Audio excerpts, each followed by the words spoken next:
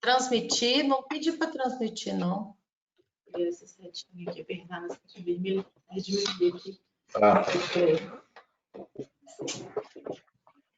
Thaís? Oi. Você liberou a transmissão?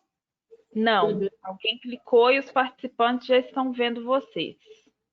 Eu vi. Não está aparecendo. Não, mas não fui eu que cliquei, não. Eu também tô paradinho. Só esperando. Na câmerazinha aqui. Aqui? Uhum. Ninguém poderá vê-los. Ué. Apareci agora. Agora diminuir. Oi, Guilherme. Opa, tudo bem? Seja bem-vindo. Obrigado. Vamos só esperar o Clóvis entrar. Ah, tá. Deu certinho, deu o último ponto agora. É? O que era? Hã? A Lua tá fazendo as bulldogzinhas francesas toda parida esse fim de semana? Pois é, eu não entendo nada disso não, mas fim de semana teve bastante aqui. Ah, eu vi. Tudo bulldog, né? É, maior parte do bulldog mesmo. Ué, gente, deixa eu ver o que está acontecendo com o Clóvis.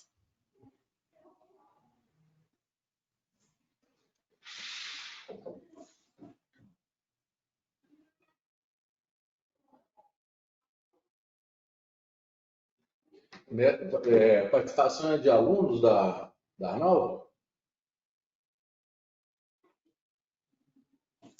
Nós estamos com os alunos participando, mas a gente fez uma divulgação externa também. Eu acho que vai ter gente de fora, tá? E, assim, eu penso que seria interessante a gente falar, né, desde da escolha do curso, como que o aluno vai construir a formação dele durante a graduação e como que ele vai se preparar para o mercado, uma pós-graduação e tal, porque eu acho que a gente vai ter um público bem eclético. Sei. Uhum. Pessoal, deixa eu só dar um oi para as pessoas que já estão nos ouvindo, tá? Nós já temos alguns participantes aqui. Agradecer a presença, nós vamos dar um tempo, porque começa às 14 horas. Estamos aguardando o Clóvis entrar. Parece que ele está tendo algum problema, está me ligando aqui, eu vou ver o que é, só um minutinho.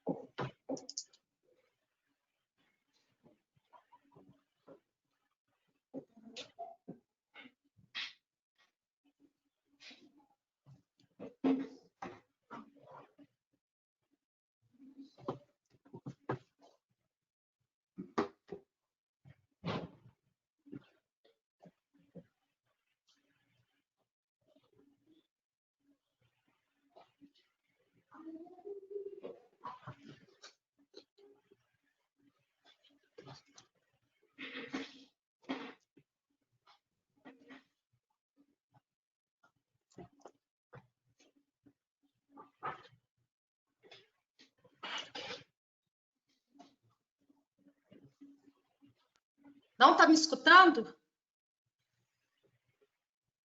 Thaís? Voltou? Voltou. O áudio dele está desativado, ele tem que tentar ativar o áudio. Aqui, o Clóvis, ali no canto direito superior, você está vendo que tem uma caixazinha compartilhada. Vê se você mexendo no áudio, ou se você saindo e entrando de novo, se não dá certo.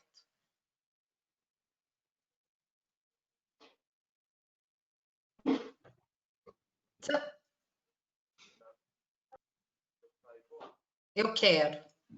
Tenta sair e voltar. Você não está com nenhum microfone? Você tem como colocar microfone? Esses assim, ó.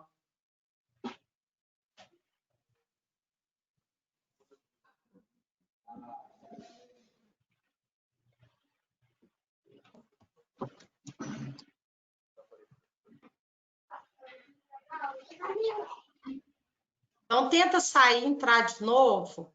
Você tem fone de ouvido aí com você? Então, tá. Então, tenta sair e entrar de novo. Vamos ver se vai dar certo.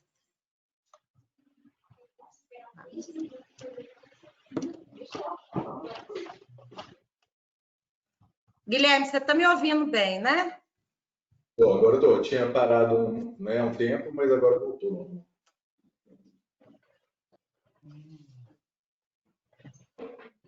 Estamos ainda no tempo.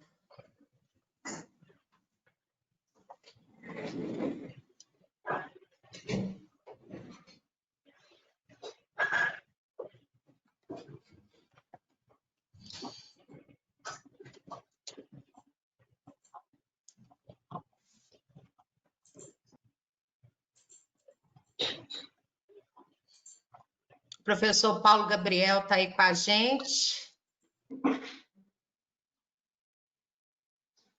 E agora, Clóvis?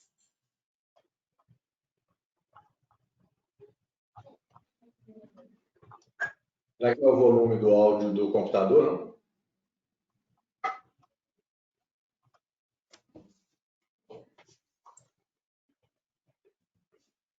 Aqui tá parecendo que ele não ativou o áudio aqui para mim. Você não consegue ativar o áudio dele aí daí, não? Não.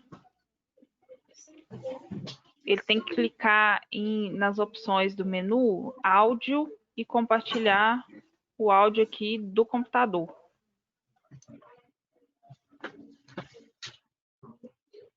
Eu vou passar seu contato para a Thaís te ligar e agora, tá? Espera aí.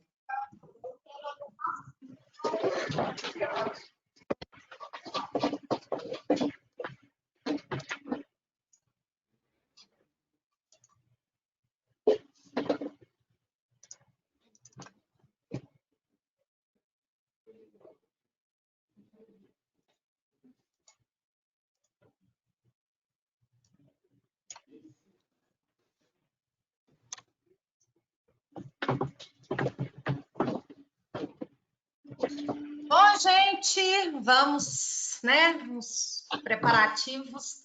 Thaís, eu passei o contato do Clóvis, se você puder olhar com ele. Enquanto isso, a gente vai começando, só dando boas-vindas para o pessoal. Eu vou fazendo uma apresentação rápida do professor Bruno, professor Guilherme, e depois a gente fala um pouquinho do Clóvis na hora que estiver funcionando o microfone e o áudio dele. Então, o professor Bruno, ele é médico veterinário, mestre em clínica e cirurgia pela UFMG, doutor em clínica e cirurgia pela UFMG, especialista em diagnóstico por imagem, pela Sociedade Brasileira de Diagnóstico por Imagem. Como é que é isso, Bruno? Explica para a gente. Colégio Brasileiro, pelo Colégio Brasileiro de Radiologia. De radiologia. O Bruno é presidente do Conselho de Medicina Veterinária e Zootecnia do CRMV Minas Gerais e ainda é o diretor do Hospital Veterinário da Faculdade Arnaldo, além de ser professor também no UniBH. Vou falar agora um pouco do Guilherme, tá? E depois eu quero que cada um fale da carreira, de como que chegou, né, até onde está, qual foi o percurso formativo de vocês, né? Quais foram as dificuldades e facilidades encontradas durante esse período, para a gente poder compartilhar um pouco da nossa experiência com a experiência dos nossos alunos, dos recém-formados, e até de veterinários que já estão mais tempo aí no mercado. Guilherme Lage Savassi Rocha também é médico veterinário formado pela UFMG. Ele fez residência em cirurgia na UFMG, fez mestrado em cirurgia na Universidade Federal de Santa Maria, é doutor em cirurgia pela Escola de Medicina, interessante isso, da UFMG, é especialista em cirurgia, diplomado pelo Colégio Brasileiro de Cirurgia Veterinária, é professor também, né? Já inclusive foi professor da antiga FEAD durante muitos anos, ajudou a montar toda a estrutura do hospital veterinário que a gente tem hoje. Proprietário da clínica cirúrgica de cães e gatos, Dr. Guilherme Savassi, professor de pós-graduação na PUC Minas e diretor da Academia Mineira de Cirurgia Veterinária, a MCVET. Deixa eu só parar um segundo aqui para ver o que está acontecendo, que o Clóvis está me chamando aqui.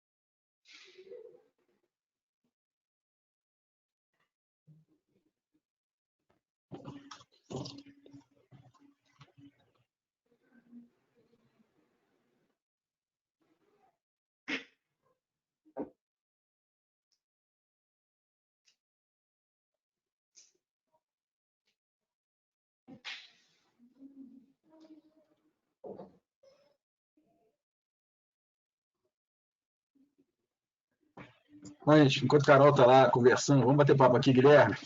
E aí, cara, como é que estão as coisas? Tudo bom, tudo tranquilo. Pô, e as cirurgias? O que foi aquele negócio do esôfago que você pegou outro dia? Era um tumor de timo, cara? Oi? Aquela cirurgia da semana passada foi um tumor de timo? O que foi aquilo ali? Não. Era até um caso que eu nunca tinha atendido, nunca tinha operado. Um cachorro de filhote de 30 dias, com uma massa ali na caudal ao coração, né? Com diagnóstico radiográfico de corpo estranho. Aí o cachorro tinha 1 quilo, mas nós fomos para a endoscopia. E na endoscopia eu vi uma massa, como se fosse uma massa tumoral, assim, né? Um tecido muito semelhante à mucosa do esôfago, parecia do estômago, mas vamos ter que abrir, não vai ter jeito de tirar isso aqui. Né? Aí partimos para a toracotomia, abri o esôfago, e quando eu tracionei, eu fui puxando, veio uma massa, né? Mas quando eu olhei, eu falei, isso é a mucosa do estômago. Porque eu chegava a um determinado ponto, tinha um limite, a gente tracionava e não conseguia, não vinha mais. Aí com o dedo, introduzia o estômago, voltar ele para a cavidade abdominal, né? Ele herniou ali por dentro do esôfago, voltou para o abdômen.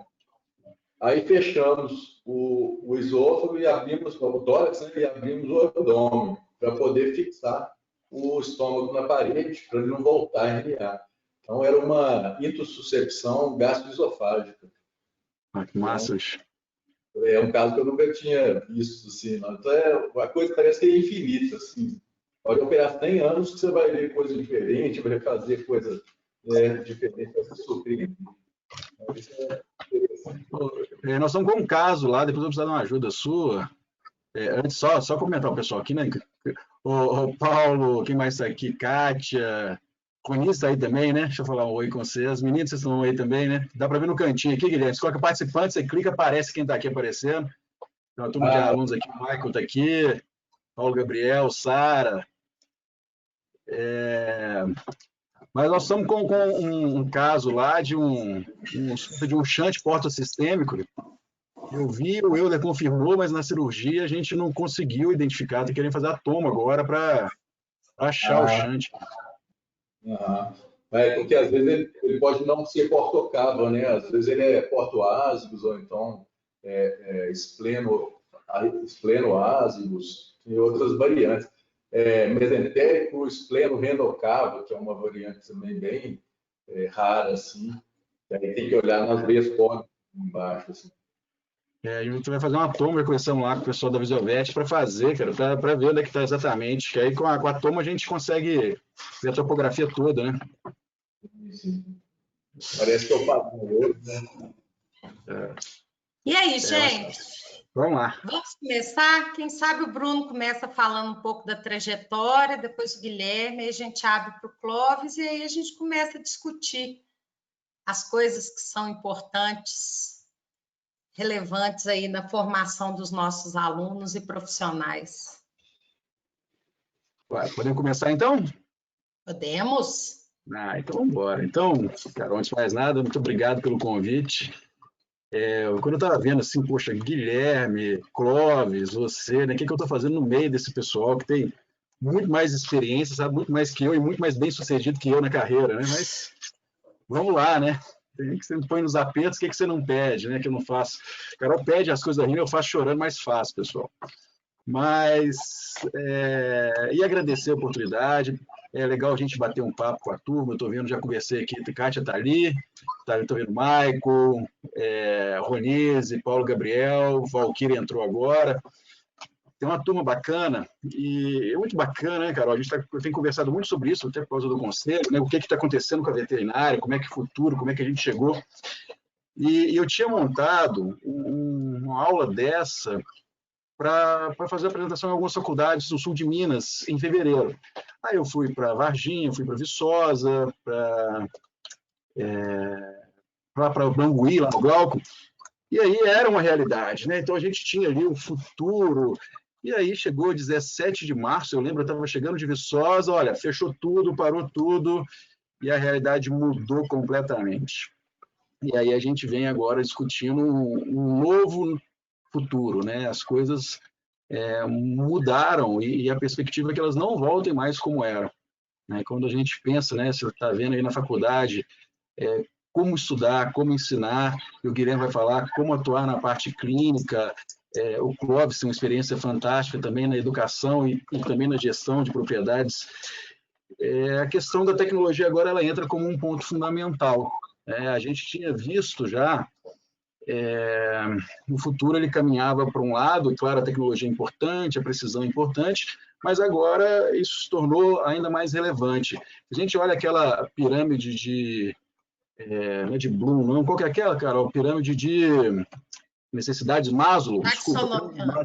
Não, pirâmide de Maslow. Onde fala das necessidades, hoje, né, com o isolamento social, com a mudança das relações, ter acesso à internet, ela se torna uma prioridade quase que essencial, assim como a alimentação, assim como o vestuário, assim como a saúde, porque parte dessas coisas, alimentação, saúde, a gente vai conseguir através do contato, né, através da internet. E nós vimos que nós não estamos preparados para isso. Tem um vídeo muito bacana do Bill Gates, de 2014, que ele fala, olha, o que vai acontecer com o mundo daqui a alguns anos, se a gente não estiver bem preparado? Vai vir um vírus, esse vírus vai se tornar uma pandemia, ele vai ser transmitido por via aérea, vai matar milhões de pessoas, e em 2014 falou, está na hora da gente começar a se prevenir. E claro, né, ninguém acreditou muito naquela história, e aí estamos onde estamos. O Brasil hoje, por exemplo, não tem uma infraestrutura bacana de internet, esse comportamento das pessoas ele vai mudar radicalmente, abraçar e beijar. Hoje, outro dia, eu estive na Sapelaria, perto da sua casa, na Calunga, tem aquele tanto de gente, assim, pessoa passando perto, já comecei a ficar com medo, deu vontade de sair correndo quase que imediatamente lá de dentro. Então, as relações, elas vão mudar e mudaram, e agora a gente tem que estar preparado para isso. Uma coisa também muito importante que, ao mesmo tempo que a gente tem esse distanciamento, uma das coisas que nós mais estamos precisando é do contato.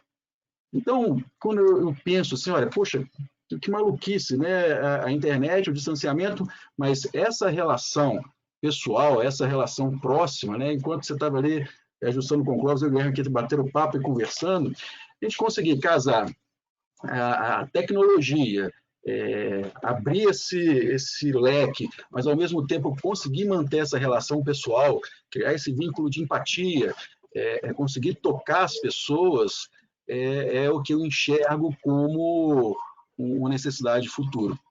E aí, pensando especificamente na medicina veterinária e pensando na nossa formação, Carol, eu me formei, eu comecei lá na escola em 98, então eram aquelas aulas de anatomia de 4 horas todos os dias, de segunda a sexta, né? Chegava lá o German, né? Jejuno, e aí o João lá, carregando aquelas peças no bolso, aquele cheiro agradável do ICB, de camarão. É a situação que a gente ainda vê até hoje lá na UFMG, em muitas faculdades, aulas de 4, 5 horas seguidas, onde o aluno é um mero espectador. Isso funcionou para a gente porque a situação do mundo era diferente. Hoje, com essa necessidade de tecnologia, com essa necessidade de contato, e ao mesmo tempo a acompanhar o nível de informações, aquela formação que nós tivemos, ela não é suficiente para o que o mercado vai precisar daqui a pouco. O Guilherme passa por isso todos os dias, quando ele recebe seus estagiários. O Clóvis, com toda certeza, passa isso todo dia, quando ele atende fazendas no Brasil inteiro. E você, Carol, nesse desafio da gente comunicar com os nossos alunos e comunicar com nossos filhos. Se a gente começa a ver hoje, eu estava ajudando aqui Daniel e Isabela a fazerem uma prova, as tecnologias pedagógicas, a forma do ensinar para essa turma é diferente do que a gente aprendeu. Mas, então, lá na UFMG, uma coisa que a UFMG nos prepara muito bem, e não é de forma pensada, tá? Isso não é uma tecnologia pedagógica, isso não é algo que foi propositalmente feito, eles nos deixam completamente livres. Assim, eles te dão um tapa nas costas, olha, vai, se vira, arruma suas coisas. Aqui, se você quiser alguma coisa, você vai ter que correr atrás, você que vai ter que procurar, vai ter que pesquisar, a biblioteca fica ali, a sala do professor é aqui, e pronto, se vira. Tá? Então, essa independência que a gente desenvolveu na Federal, e não por uma metodologia pedagógica, assim, mas simplesmente por considerar que aluno não vale muita coisa, é o que a gente tem que desenvolver nos nossos alunos. O profissional do futuro é aquele profissional que consegue não saber todo o conteúdo. Hoje é impossível. O Guilherme acabou de falar assim, olha, é uma cirurgia que eu nunca tinha visto. O Guilherme, que opera pelo menos umas 20 horas por dia, falar que nunca viu um procedimento, gente, é porque a gente nunca vai conseguir ver tudo. É um dos caras que tem a maior bagagem, a maior carga horária, o maior número de horas bunda de cirurgia que eu conheço, e mesmo assim não viu tudo. O que é importante, naquela fala inicial com aquele bate-papo com o Guilherme, ele conseguiu resolver o problema. E qual que é o futuro? A gente saber onde buscar, onde nós vamos buscar as soluções dos problemas, onde a gente vai buscar o conteúdo que a gente precisa. Então, ter essa característica investigativa, procurar, estar afim, ter essa proatividade, linkando com a tecnologia, e na hora de prestar o serviço, que isso é uma grande falha de quase todas as faculdades, e quando a gente tem uma oportunidade de trabalhar isso com os meninos na prática, como interagir com o cliente, como você fazer esse link emotivo, essa empatia, como você vai vender seu serviço, e aí a gente vai ter que aprender a fazer isso de forma digital, saber usar essas ferramentas todas, webinar, todas as ferramentas novas do WhatsApp. Outro dia eu recebi um material aqui com 70 ferramentas para interação com equipes e com alunos. Então, o que nós tivemos, o mais importante, na verdade, o que eu tive na minha formação, foi essa característica de independência. Olha, procura, se vira, e a partir do momento que as novas tecnologias foram aparecendo, o intuito ali é o mesmo, eu vou ter que me virar e correr atrás. Tá? Mas, assim, bem rapidinho, para não tomar muito tempo, Carol, eu acho que eu queria começar abordando um pouquinho dessa forma. Carol, só testa se estão me ouvindo. Nossa, ótimo! Aleluia. Você está nos ouvindo? Tô. Ai, gente, que bom. Eu entrei pelo celular aqui e agora deu certo. O áudio no celular e o vídeo no computador. Que coisa boa, gente. Então, eu vou, antes de passar para o Guilherme... Eu estou ouvindo vocês já tem um tempão, só não conseguia falar, mas agora deu certo. Que bom. Deixa eu só apresentar, então, o Clóvis. O Clóvis, eu não posso falar, não, porque ele vai brigar comigo, mas o Clóvis foi meu professor, tá? Clóvis, ele era professor substituto, tinha acabado de formar, né? Não é isso, Clóvis? Deu uma ajuda aí agora, né, Carol? E ele que me fez tomar gosto pela bovinocultura de leite. Eu era muito resistente, mas graças a ele, eu acho que ele abriu minha cabeça. também é médico veterinário, formado pela UFMG, tem mestrado em zootecnia pela UFMG e fez o doutorado dele em ciência animal na Universidade Federal de Lavras. O Clóvis, ele é diretor e fundador da empresa de ensino, né, do Grupo Reagro, e é sócio fundador do G7 Empreendimentos no Agronegócio. Eu posso estar esquecendo alguma coisa aí, né, Clóvis? Fora que tem 5 filhos, né? Isso aí, só isso aí já coloca. 6? 6? Nossa 6. Senhora. Isso aí você já passou igual trator em cima da gente. Eu com 2, eu vou te falar que a situação na quarentena não está fácil. Imagina 6. 6 filhos. Talvez seja a característica mais atípica, né? O quê? Ter 6 filhos? A falta de televisão, né? Ô, Clóvis, antes de você falar um pouquinho, Bruno, você tem algo para completar da sua trajetória ou podemos passar para o Guilherme? Bom, depois eu quero falar mais um pouquinho da trajetória, mas eu queria só introduzir, assim, para depois a gente chegar num ponto que eu continuo minha trajetória, que eu vou colocar uma pergunta para vocês depois, mas daqui a pouquinho. E você, Guilherme, fala um pouquinho da sua vida para gente. Pois é, foi até curioso assim, esse meu caminho até a cirurgia, né? Porque isso eu gosto de compartilhar, porque pode ser a história de muitas pessoas também, e até chegarem em outras áreas de atuação. Durante a graduação, eu nunca fui um aluno exemplar, nem tirava notas boas, nem nada, eu ia passando assim. E, para mim, não fazia muito sentido. Veterinário é muito amplo, né? São muitos campos de atuação diferentes.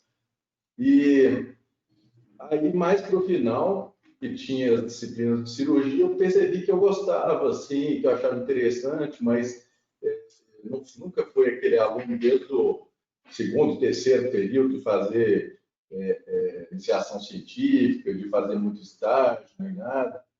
E o que me abriu assim, o desejo e o gosto mesmo pela cirurgia foi quando eu comecei a fazer mesmo, né? Então, isso depois de formado, eu formei e fiz, ao mesmo tempo, eu estava formando em veterinário e fiz vestibular para administração.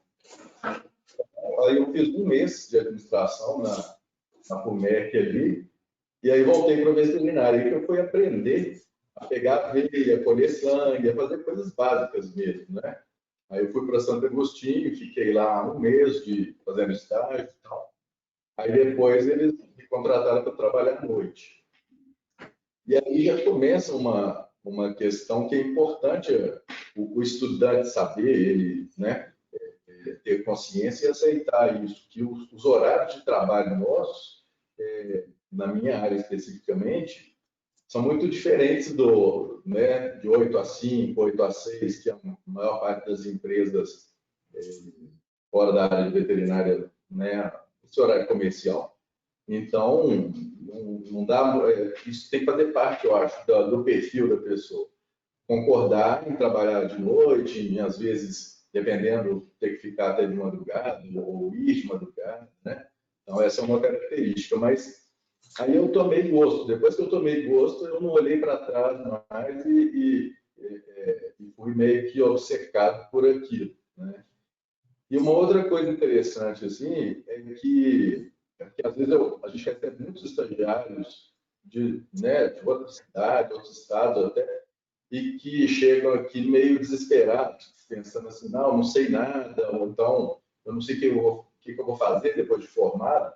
Então essa experiência minha é um exemplo de que você pode formar, não que seja o ideal, mas não é possível você formar sem ter noção do que vai fazer e depois escolher aquela área, né?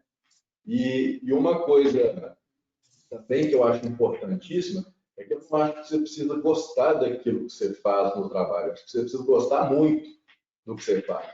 Não basta só gostar, você tem que adorar. Eu, por exemplo, eu vibro com a cirurgia. Então, eu já tive colegas com os quais eu estava conversando, ele falou assim, você não quer operar a sua vida toda, né? Você vai colocar alguém para operar para você e vai ficar em casa, ou vai ficar viajando e tal. Não, mas na verdade, eu tenho prazer mesmo, né? Em operar. Então, eu acho que isso é uma outra coisa importante.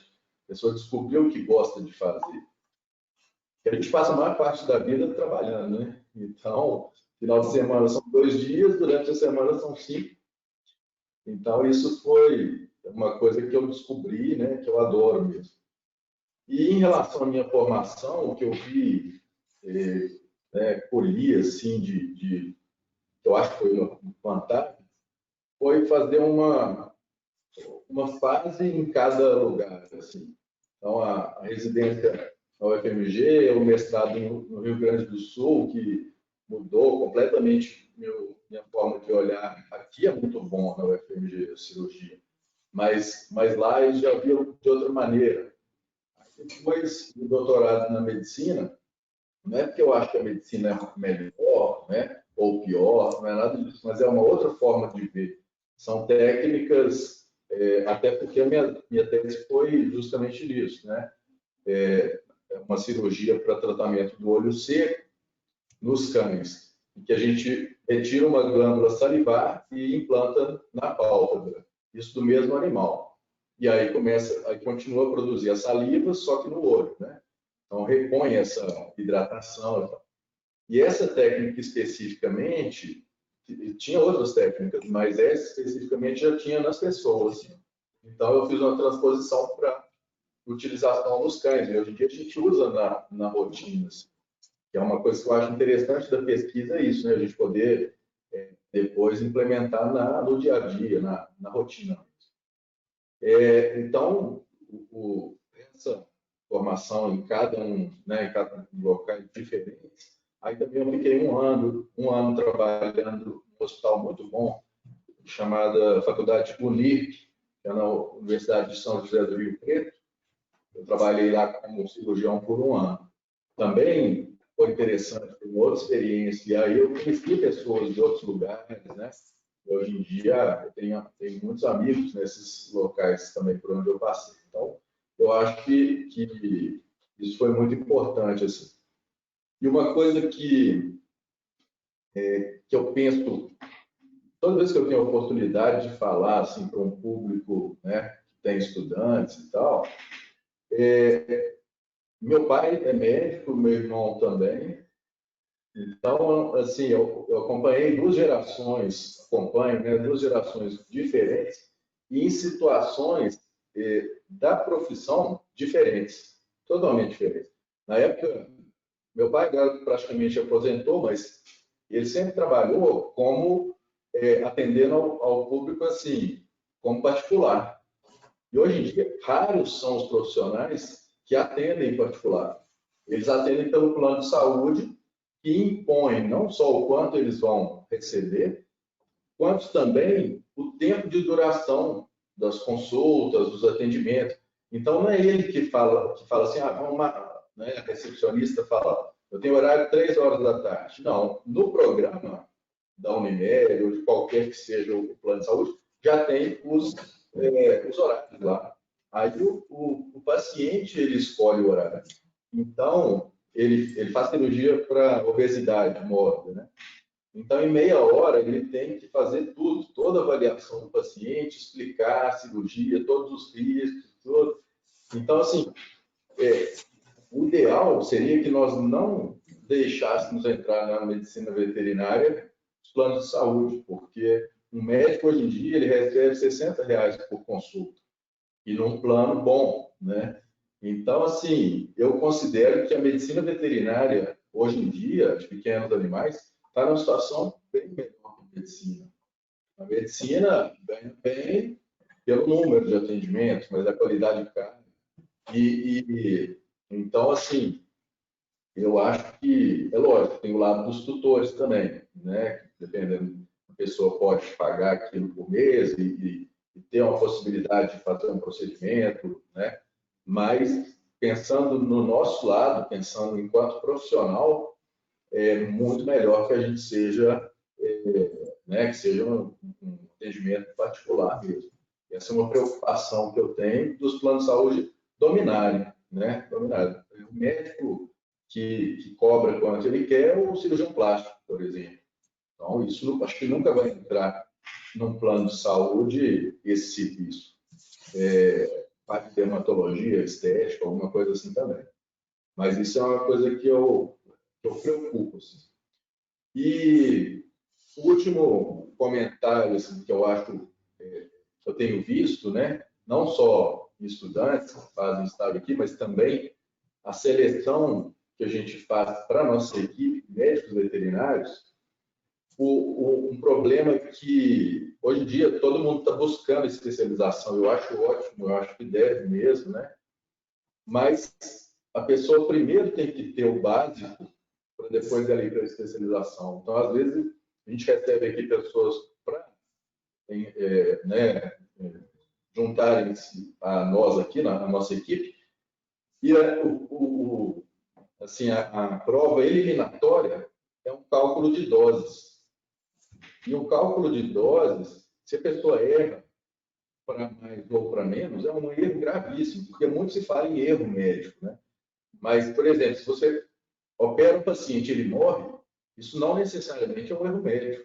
Isso pode ser uma evolução que não foi a que a gente gostaria, né, ou esperar.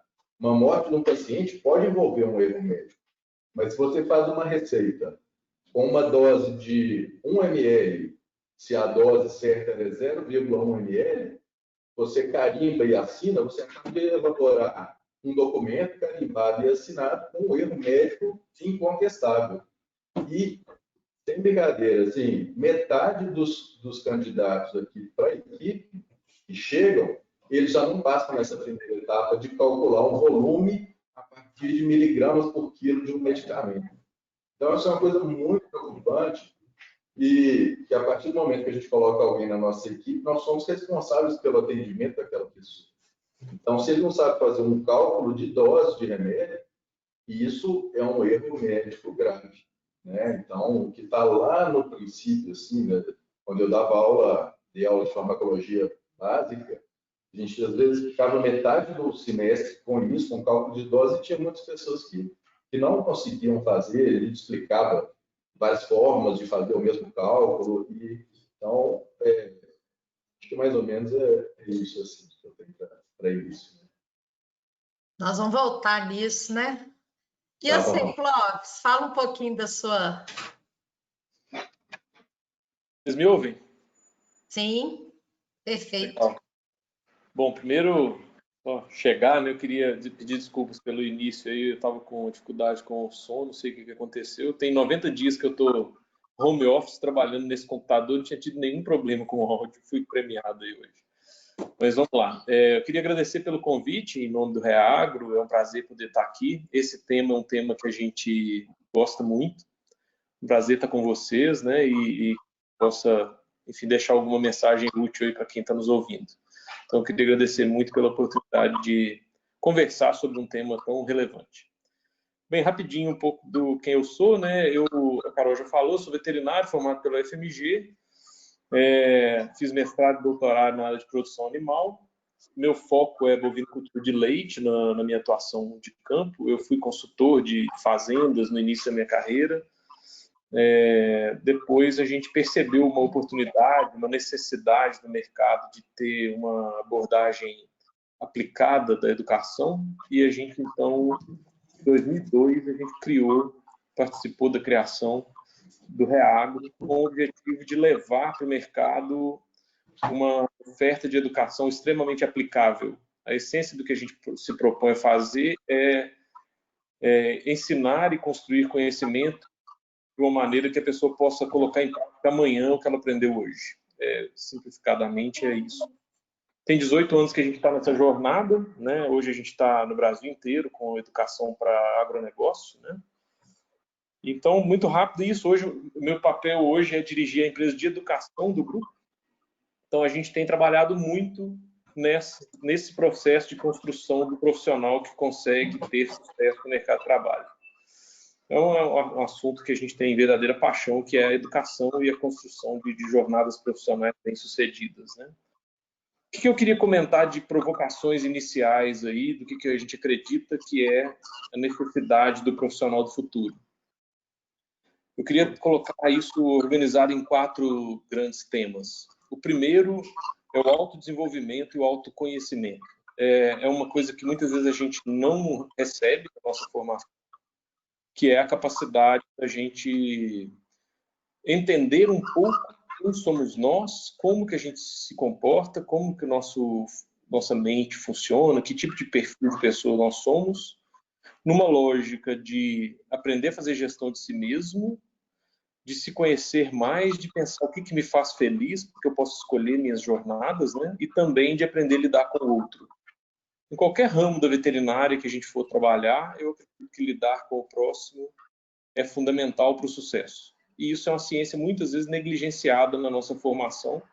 Eu queria reforçar que isso é uma ciência, ou seja, isso pode ser estudado e aprendido. E muitas vezes a gente não recebe isso. Eu fui descobrir que isso era ciência, eu tinha uns 10 anos de formado já, né? Então isso é um elemento que a gente tem procurado provocar nos estudantes que a gente encontra por aí. Nós devemos ter treinado, eu até preciso levantar esse número, mas eu acho que a gente deve ter passado pelo Reagro já, alguma coisa como 600 ou 700 estagiários durante esse período, então a gente está sempre convivendo. Hoje a gente deve ter uns 50 estagiários conosco, considerando agronomia, veterinária e zootecnia. Então a gente tem procurado alertar essas pessoas para isso. Gestão de pessoas é uma ciência e que faz parte do sucesso, dos elementos para o sucesso, eu diria. O segundo é conhecer o mercado de trabalho. A veterinária é uma profissão extremamente ampla, né? Então a gente tem provocado o pessoal a pensar sobre isso. Quais são as hipóteses que o mercado de trabalho oferece? Conhecendo a mim mesmo, quais são aquelas que me agradam e como que eu posso me preparar para elas, né?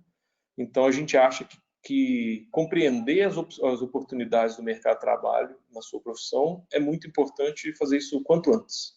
Quanto mais rápido o indivíduo começar a pensar sobre isso, melhor. Embora, obviamente, a vida sempre traz muitas hipóteses e encruzilhadas, né? Então, não existe o fracasso absoluto e nem o sucesso absoluto, mas a gente entende que buscar definir seus passos é muito importante. Quanto mais cedo você tomar a rédea da sua trajetória profissional, mais chance você tem de ter sucesso, embora, obviamente, isso não seja uma receita única. Mas, então, conhecer o mercado de trabalho, a gente entende que é muito importante. Um outro elemento que a gente gosta muito é trabalhar o seu planejamento de carreira. Então, a gente entende que o sucesso não pode ser fruto do acaso. Que, pelo menos, tem uma pessoa que trabalha conosco, que é o André, que fala uma coisa que eu gosto muito, que ele fala que deixa a vida me levar, a vida leva eu, é bom em pagode, mas no planejamento de carreira, não, né? Então, é muito importante você começar a olhar para si mesmo e tentar tomar a rédea do seu planejamento profissional. E aí, momento, Clóvis, qual momento que você acha, como gestor, que a gente tem que começar a preocupar com isso? Hoje. Tomar as rédeas, assim, hoje. O momento é a hora que você enxergou que é importante, né? Não tem nenhuma dúvida disso. O momento é hoje. Seja onde você esteja, se você não estiver fazendo, o momento é hoje, na minha opinião. Se eu sair daqui hoje com algumas pessoas tendo ouvido isso, eu já estou feliz, minha tarefa do dia está cumprida. Eu gostaria muito que as pessoas pensassem sobre isso. Assim, você tem que tomar a rédea do seu planejamento profissional. E eu acho que isso é muito importante. Eu acredito muito que na profissão é preciso que se tenha metas planejadas e escritas. É uma coisa que eu acredito muito, que fiz durante a minha carreira e faço até hoje. Eu tenho uma planilha de Excel, eu tenho 48 anos de idade, tenho 25 de formado. Eu tenho a planilha de Excel planejando os meus próximos 20 anos. 10 e 20, daqui a 20 anos, o que eu quero ter feito. E aí eu não estou falando só de profissão, eu planejo minha vida inteira. Até o que eu estou buscando com a minha relação com meus filhos, eu planejo. E eu acho que isso é muito importante. Então, eu acho que planejar a sua trajetória e montar o projeto de si mesmo é muito importante. Eu provocaria fortemente a cada um pensar sobre isso. E a última coisa que eu queria provocar como provocações iniciais é para olhar para o mundo. O mundo está passando, não é por causa do Covid, não. O mundo vive um momento de profunda transformação. As profissões serão absolutamente transformadas. A relação humana está passando por transformações muito grandes. E aí eu acho que é muito importante olhar para isso. Quer falar assim, o profissional que eu estou desenhando para mim, daqui a 10 anos ele vai ser competitivo? Né? Como que será o mundo daqui a 10 anos? E aí eu acho que o Covid veio para acelerar essa percepção e acelerar, inclusive, muitas mudanças, mas isso é uma coisa que a gente já acredita pré-Covid. Né? Eu acho que a transformação do mundo é uma coisa muito forte. E aí eu acho que é importante olhar para a profissão. Tem um livro que eu recomendaria que chama Abundância. É um livro que fala sobre isso. O livro chama Abundância. O futuro é melhor do que você imagina. E que é uma visão otimista do futuro, mas que mostra fortemente as rupturas que vão acontecer por causa da tecnologia. Então, isso é, enfim, minha provocação inicial, resumindo, né? O mundo vai se transformar, eu preciso conhecer a mim mesmo para eu poder fazer o desenho do que eu vou construir, corrigir minhas fragilidades, entender minhas limitações e aprender a lidar com o próximo. Eu preciso entender do mercado de trabalho no qual eu estou me inserindo para que eu faça escolhas.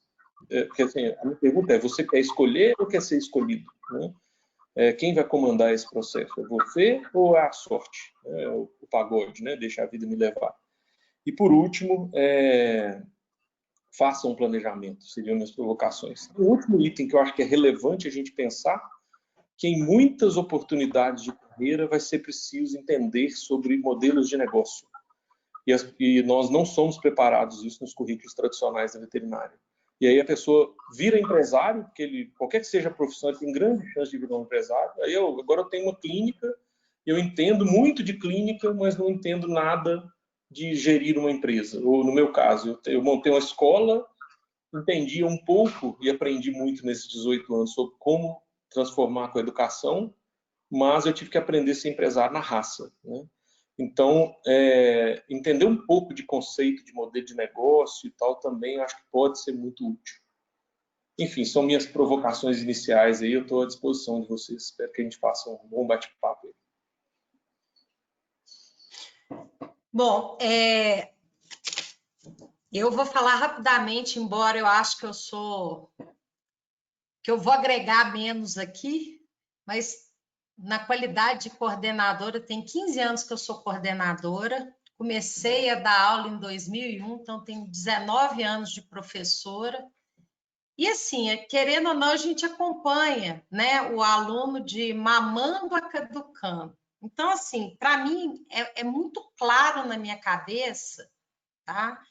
E algumas vezes eu acho que isso parece que a pessoa já nasce com isso e muitas vezes a pessoa consegue desenvolver algumas habilidades. Mas eu consigo enxergar, na hora que eu olho para um aluno que está começando, que está no meio, eu já consigo enxergar mais ou menos algumas habilidades e competências que são dele, que eu acho que a gente muitas vezes não desenvolve. Isso é um grande questionamento que eu faço do currículo do médico veterinário. Na hora que eu falo do currículo, não é do meu currículo, não é do currículo da instituição que é a minha concorrente, mas eu falo das diretrizes curriculares nacionais. Eu acho que a gente ainda está longe de conseguir formar durante a graduação e desafiar durante a graduação o aluno para que ele consiga enxergar isso tudo que você está falando, especificamente Clóvis, tá? Que ele é responsável em gerir a carreira dele, que ele tem que ter habilidades que permitam a relação interpessoal com o outro, que ele tem que entender o mercado onde ele está se inserindo. Eu acho que a gente ainda está muito longe de abrir a cabeça do aluno para isso. Alguns, já vem com isso pronto, né? Assim, você enxerga o cara assim, e não necessariamente é o melhor aluno, é o que tira a nota melhor, mas tem uns caras que você bate o olho nele e fala, esse aí vai se virar bem, esse aí vai dar conta. E assim, com algumas exceções, eu errei muito pouco nas minhas previsões. E uma característica que eu via primeiro, é o cara ser responsável pela escolha dele, né? E assim, ele falava, eu vou fazer isso, a responsabilidade é minha, eu vou me organizar e vou correr atrás disso. Muitas vezes deixando de fazer, né, o beabá, o arroz com feijão ali da graduação, mas correndo atrás, na tangente ali, de uma formação, de uma coisa que ele achava que ia ajudar ele na vida profissional. Então, o cara já conseguia enxergar o futuro dele, já fazia aquilo que você falou.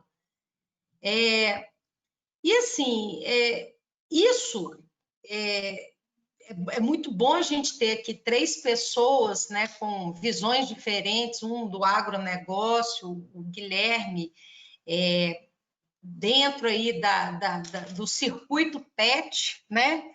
Mas também inserido no negócio, na gestão. Você não é só cirurgião, você é um empresário, você tem que trabalhar sua marca, você tem que se relacionar com seus clientes, enfim.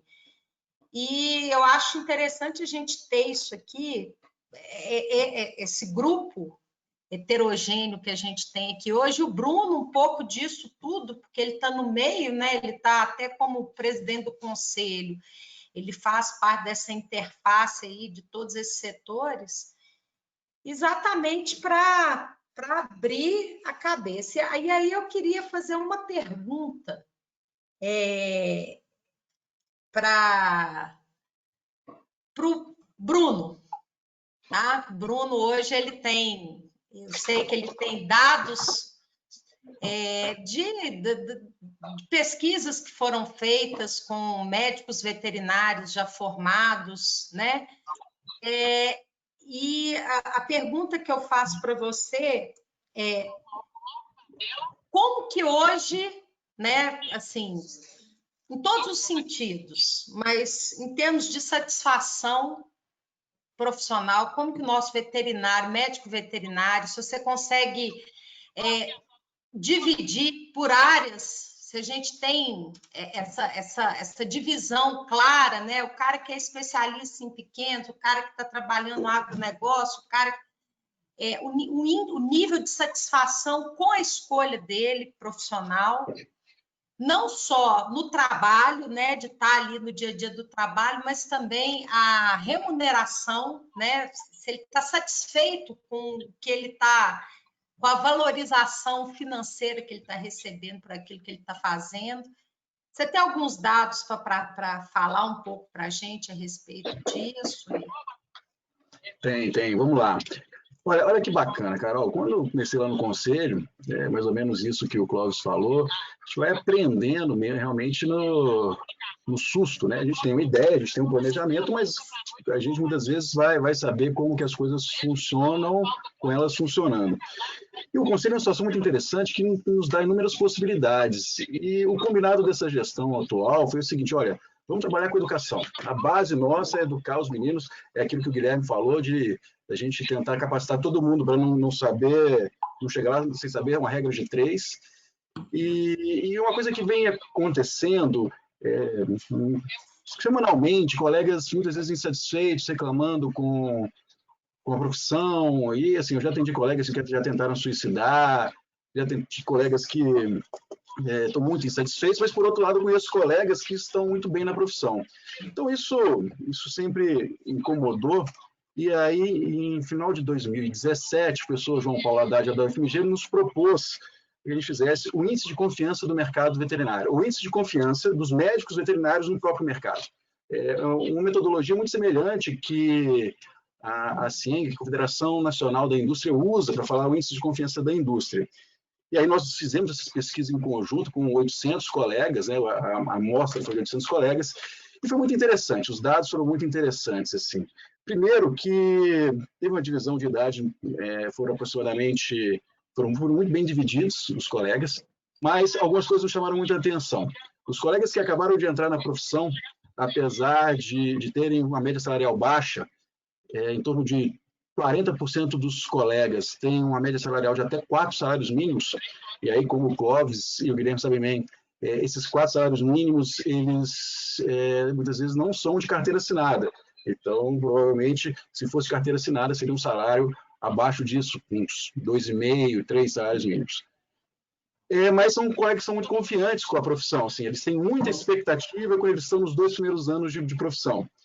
Já os colegas que estão lá na outra ponta, aqueles colegas que já têm mais de 20, 30 anos de profissão, são os colegas que apresentam um maior desânimo, assim, que veem um grande número de faculdades com um grande desafio, são aqueles colegas que têm uma perspectiva do mercado muito ruim. E os colegas que estão aí em torno dos 10 anos de formado, esses colegas, esse resultado é de 2018, né? Então, a ideia é que a gente faça todo ano, esse ano a gente deve retomar, a proposta era retomar, mas por causa da questão do Covid a gente teve que adiar isso. Os colegas que estão no meio de carreira, esses são os colegas que não viam nem uma previsão de melhora e nem de piora, estavam estáveis assim. Mas alguns dados chamaram a atenção. O Guilherme está falando da especialização, 60% dos colegas têm especialização, né, nessa pesquisa, nesse levantamento, 60% dos colegas têm especialização. A divisão de áreas, a clínica de pequenos animais ficou aí com 30% dos colegas e o restante foi muito bem distribuído em todas as áreas da medicina veterinária. Não tem uma área que concentra muito. Como que foi feita essa pesquisa, né? Nós disparamos por e-mail para todos os colegas. Então, a gente usou newsletter, revista, todas as ferramentas de comunicação do conselho e a resposta foi voluntária. Mas o que chamou muita atenção, aí do ponto de vista negativo, é que 20% dos colegas fazem uso de medicamentos psicotrópicos, assim, para depressão, ansiolíticos ou coisa parecida. E o índice de confiança, no geral, em 2018, o índice de confiança dos médicos veterinários com a profissão é baixo, está abaixo de 50%, e isso é considerado um índice de confiança baixo. Então, em cima disso, o que o Clóvis falou, é o que o Guilherme tem falado. A gente agora está trabalhando, Carol, para poder fazer esse alerta que o Clóvis fez. Olha, moçada, se você quer acordar agora, tem que dar uma sacudida, apesar, né, da gente ter esse feeling, né, Carol? A gente sabe realmente, olha, isso aqui é bom, isso aqui vai deslanchar. Agora a gente está trabalhando com ferramentas para aquela pessoa que não tem o tchan do negócio, que não vai desenvolver sozinha, para ela se desenvolver. Então, a gente está começando a trabalhar com uma série de ferramentas, assim, tem um grupo grande lá no Conselho trabalhando com isso, para que a gente consiga elevar, principalmente, a questão salarial, porque isso impacta diretamente na qualidade de vida, no bem-estar dos colegas. E esse impacto tem nos incomodado muito, sim. E é muito por falta de conhecimento, né? De conhecimento próprio, de conhecimento da profissão, e de sair um pouquinho, né, de isso que o Clóvis falou, de chegar como é que é o mercado, para que lado que eu vou, o que eu tenho que fazer? É uma pergunta que eu sempre faço quando eu estou nesse bate-papo, assim, olha, quando você sai de casa, você entende que você é importante? Né? Olha, pô, estou lá no conselho, eu sou importante no meu papel lá, que problema que eu tenho que resolver? Então, olha, se é da área de produção, o problema que está aí, que vai talvez ser maior, é aumentar a produção de alimentos, mas principalmente a questão do bem-estar animal. Eu não acreditava muito em bem-estar animal, até quando eu comecei a participar de alguns eventos em 2017, eu estava lá em São Paulo, aí uma palestra, entrou lá um sujeito e falou assim, olha, vamos falar de carne feita em laboratório.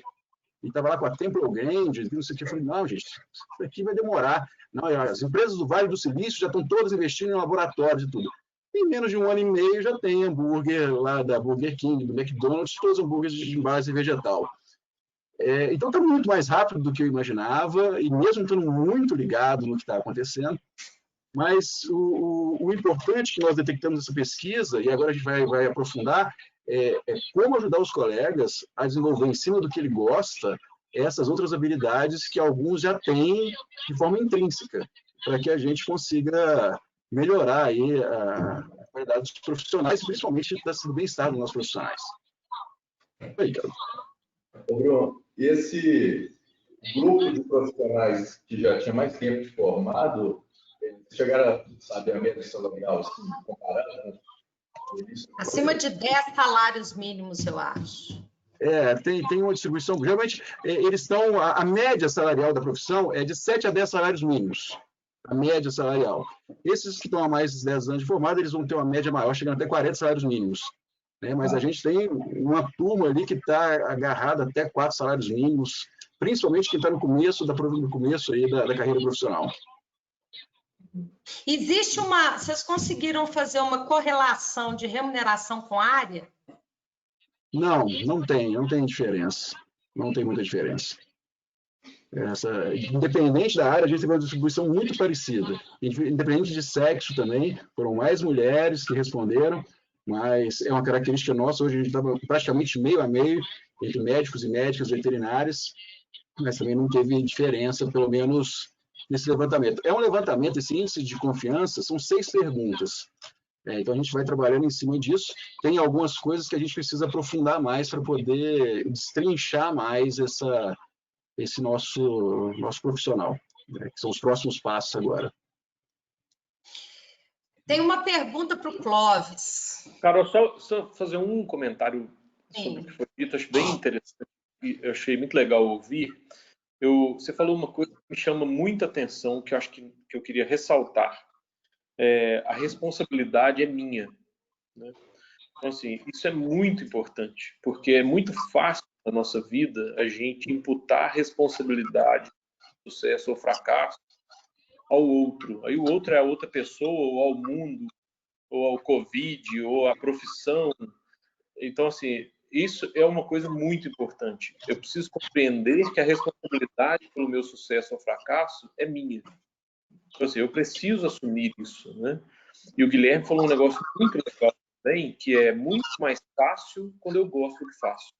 Então, assim, eu preciso olhar para mim para entender o que vai me dar prazer, o que vai me realizar na vida. Né? Porque é muito mais fácil eu assumir essa responsabilidade do sucesso se eu tiver prazer no que eu faço, se eu estiver fazendo algo que me move, que me motiva, né?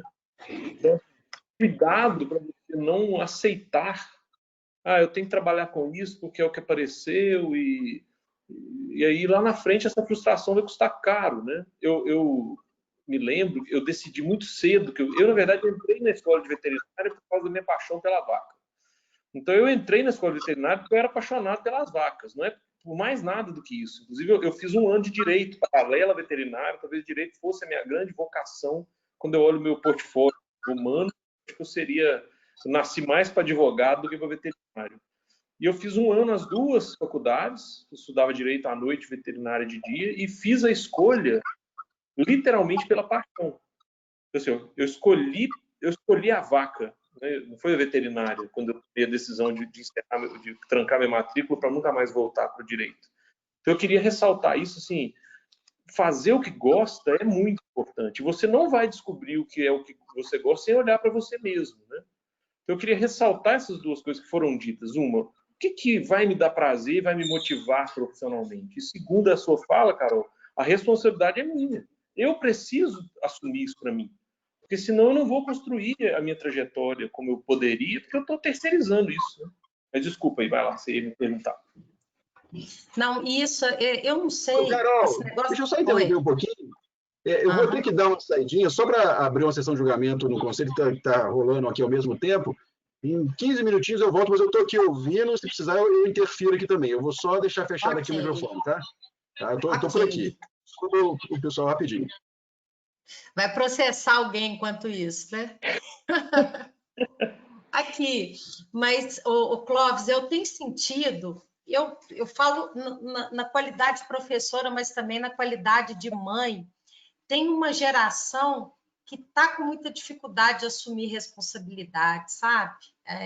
A gente vê que isso é uma coisa que eu nem acho que é da culpa deles. Eu acho que eles foram criados assim, as coisas convergiram para que eles ficassem um pouco refratários. Eu vejo até meus filhos mesmo, tá? Pela idade, que é comum para eles. Não, eu não consegui fazer isso porque o professor sei lá, ele não explicou direito, ou porque esse livro meu ele é muito grande, a letra é muito pequena, e, enfim, sempre tem um muro, uma barreira que parece que empurra a turma para trás.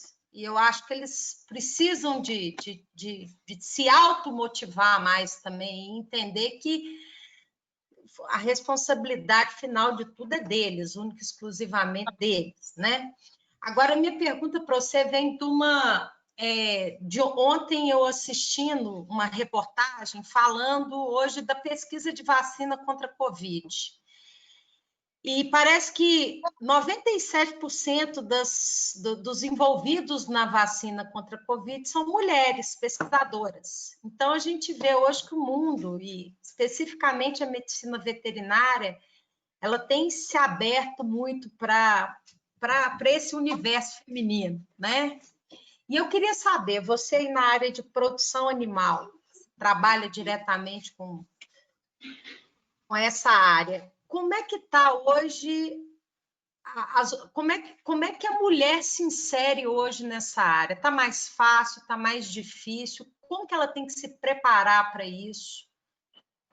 E eu sei que no REAGRO, especificamente, tem muitas mulheres que estão trabalhando hoje na área de bovinocultura, de produção, de gestão, né, no agronegócio. Eu queria que você falasse um pouco a respeito disso para a gente. Legal. Está me ouvindo? Oh. Bom, primeiro só um comentário sobre a sua fala anterior da geração. Eu entendo, acho que isso é um desafio para todos nós, inclusive como pais, mas eu acho que é preciso, isso não vai mudar, na minha opinião, a regra do mundo não vai mudar nisso. Assim, as pessoas têm que assumir responsabilidade e entendo até que esse é um desafio para os nossos filhos. O meu filho mais velho passou agora no vestibular e foi morar em São Paulo, e nós tivemos um grupo lá dos pais que os três amigos vão morar juntos. Eu fiquei 2 semanas no grupo, organizamos o básico, depois falei, beleza, fica com Deus, a partir de agora quem vai tocar isso aí é meu filho. Saí de lá e ele tem que assumir, ele está indo morar sozinho, dar conta, não posso ficar resolvendo os problemas para ele, né? Então, acho que assim, e aí esse é um exercício que nós temos que fazer como pais e como também líderes, né, nas empresas e no mundo corporativo. Não tem milagre, né? Ou assume responsabilidade ou não é dono do próprio sucesso. Sobre a questão das mulheres, eu acho que é muito forte. Eu acho que assim, essa coisa do valor da mulher no mercado de trabalho, para mim isso é muito claro. Eu acho que é muito claro, assim, as mulheres ocuparam seu espaço no mundo, né? E são vários e vários casos de sucesso do trabalho feminino, e eu não tenho a menor dúvida disso. Não tenho a menor dúvida em relação ao equilíbrio que já existe e de condições de ter sucesso. No agronegócio, tem um desafio, porque muitas vezes o profissional ele acaba ficando muito fora de casa. E aí eu acho que a nossa sociedade ainda tem um modelo que dificulta muito para a mãe, né? Eu acho que isso também está mudando. Eu tenho visto muitas famílias hoje que têm inversões nessa mudança, né? Onde o pai está assumindo mais o papel de presença com filhos e gestão doméstica, né? Mas no modelo padrão, digamos, ainda da nossa sociedade, eu acho que existe um desafio para a mãe. Então, assim, eu acho que o grande ponto a ser resolvido para criar um equilíbrio completo entre homens e mulheres na questão do agronegócio é a questão dessa relação com a maternidade, a presença com os filhos. E na nossa sociedade ainda é mais natural um pai que fica mais tempo fora do que a mãe que fica mais tempo fora. Embora eu acho que isso é passou a amamentação, eu acho que não vejo nenhuma dificuldade de haver uma inversão e ter maior presença do pai com os filhos para que a mãe possa seguir uma trajetória profissional que demande isso dela. Mas eu acho que isso ainda é um desafio para as mulheres que gostam de produção animal, querem trabalhar com agronegócio, que existe uma demanda por ter mais tempo longe de casa, ter rotas, às vezes, de 2 dias viajando, né? E na hora que chega a maternidade, eu tenho sentido que isso é um desafio ainda importante para as mulheres que a gente tem convivido. existe alguma resistência do produtor em relação a trabalhar com as mulheres ou isso também tem mudado? Ah, Carol, é muito fácil falar que não existe, né? Assim, essa coisa, tem muita coisa que é velada, mas eu acho que isso mudou muito. Eu acho que isso é muito quebrável. Eu acho que uma mulher competente hoje tem espaço em qualquer lugar. Eu acho que a sociedade já entendeu isso. Posso estar sendo utópico aqui, mas eu acho que uma mulher competente, como um homem competente, ela vai se estabelecer e vai encontrar o espaço e vai estabelecer seu espaço. Então, eu acho que não acredito que a resistência do produtor seja algo realmente importante. Acho que tudo passa, obviamente, por condutas, né, por saber se comportar no dia a dia, estabelecendo essa relação, né, mas eu não vejo isso como uma barreira tão importante. De onde eu vejo, estou vendo realmente a questão da maternidade como um desafio maior do que a aceitação do mercado. Guilherme, você fez um comentário que eu achei curioso. Falou que quando você formou, você não sabia pegar uma aveia. Exatamente, é isso mesmo. Verdade isso? E por que eu acho isso curioso? A gente, por mais que a gente se esforce, essa área, principalmente a cirurgia, que é uma área muito técnica, né, da medicina veterinária, é claro que tem muito conhecimento ali do meio, mas também muita habilidade técnica.